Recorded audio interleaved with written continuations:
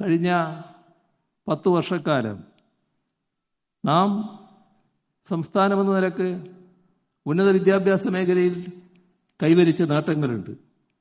ആ നേട്ടങ്ങളെ കൂടിയാണ് UDF സർക്കാർ ഈ സംഘപരിവാർ പാദസേവയ്ക്കിടെ തകിടം മറിക്കാൻ ശ്രമിക്കുന്നത്. 10 വർഷം കൊണ്ട് നാം പടുത്തുയർത്തിയ ഉന്നത വിദ്യാഭ്യാസ രംഗത്തെ, സർവകലാശാല രംഗത്തെ നേട്ടങ്ങൾ നമ്മുടെ കൺമുന്നിൽ തകരുന്ന കാഴ്ചയാണ് നിർഭാഗ്യവശാൽ ഇപ്പോൾ കാണേണ്ടി വരുന്നത്.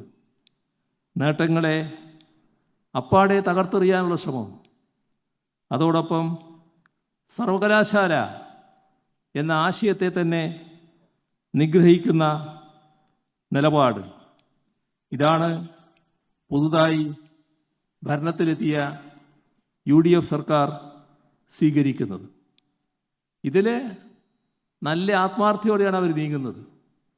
അത് എല്ലാ അർത്ഥത്തിലും സംഘപരിവാറിൻ്റെ ബി ടീമായി UDF സർക്കാർ മാറുന്നു എന്നതാണ് കാണാൻ നമുക്ക് കഴിയുന്നത്.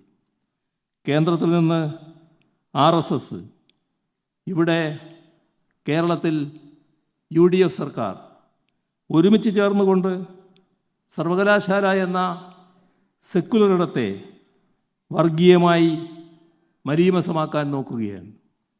RSS കൽപ്പിക്കുന്നത് നടത്തിക്കാണിക്കുന്ന വിനീത വിധേയന്മാരായി സംസ്ഥാന ഭരണക്കാർ മാറിയിരിക്കുന്നു എന്നതാണ് നമ്മുടെ അനുഭവം. ഇതാണ് PMC വിഷയത്തിലും കണ്ടത്. ഇതേ വിധേയപ്പെടൽ പ്രതിപക്ഷത്തായിരുന്നപ്പോൾ പറഞ്ഞ നിലപാടുകളെല്ലാം കാറ്റിൽ പറത്തി നാടിൻ്റെ പൊതുവിദ്യാഭ്യാസത്തെ RSSന് പണയം വെക്കുകയാണ് UDF. PMC പദ്ധതി നടപ്പിലാക്കാനുള്ള തീരുമാനം കഴിഞ്ഞ UDF യോഗം തീരുമാനമെടുത്തു കഴിഞ്ഞു എന്നത് നമ്മളെല്ലാം മുന്നണിയുടെ വക്താവ് പറയുന്നതിലൂടെ കേട്ടതാണ്. പദ്ധതിയിൽ നിന്ന് പിന്മാറാൻ കഴിയില്ല എന്നതായിരുന്നു മുഖ്യമന്ത്രിയുടെ വാദം. അത് വസ്തുതകൾക്ക് നിരക്കാത്തതാണ് എന്നത് പുതിയ പാർലമെൻറ്റ് രേഖകൾ വെളിക്ക് കൊണ്ടുവന്നു കഴിഞ്ഞു. PMC പദ്ധതി മുസ്ലിം ലീഗ് MP PV അബ്ദുൽ വഹാബിൻ്റെ രാജ്യസഭാ ചോദ്യത്തിന് കേന്ദ്ര സർക്കാർ വ്യക്തമായ മറുപടിയാണ് നൽകിയത്. വഹാബ് മാത്രമല്ല, കോൺഗ്രസ് MP JB മേത്തറിൻ്റെ മറ്റൊരു ചോദ്യത്തിനുള്ള മറുപടിയും വ്യക്തമായി കാര്യങ്ങൾ വിശദീകരിക്കുകയുണ്ടായി.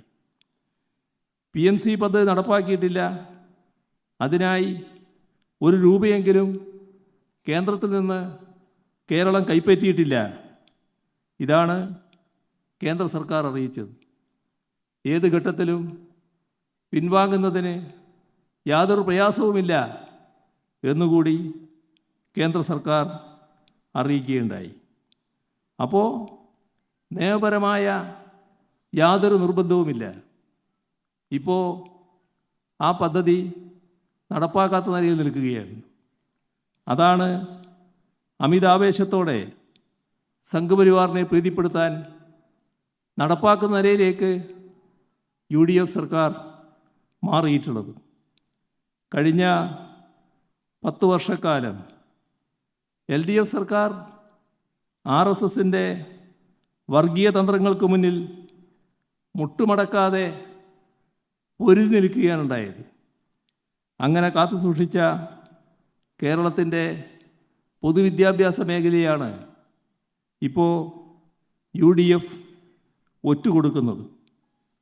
LDF സർക്കാർ ഒപ്പിട്ട ധാരണാപത്രം പൂർണ്ണമായും മരവിപ്പിച്ചതാണ്. അതൊരു അന്തിമ കരാറല്ല. എന്നാൽ അന്തിമ കരാറാണ് എന്ന് തെറ്റായി വ്യാഖ്യാനിക്കാനായിരുന്നു ഇപ്പോഴത്തെ മുഖ്യമന്ത്രിക്ക് വല്ലാത്ത ധൃതി. സംഘപരിവാർ അജണ്ട നടപ്പിലാക്കാൻ UDF സർക്കാർ കൂട്ടുനിൽക്കുന്നതിൻ്റെ ഭാഗമായി വ്യാജ വാദങ്ങൾ അവതരിപ്പിക്കുകയായിരുന്നു.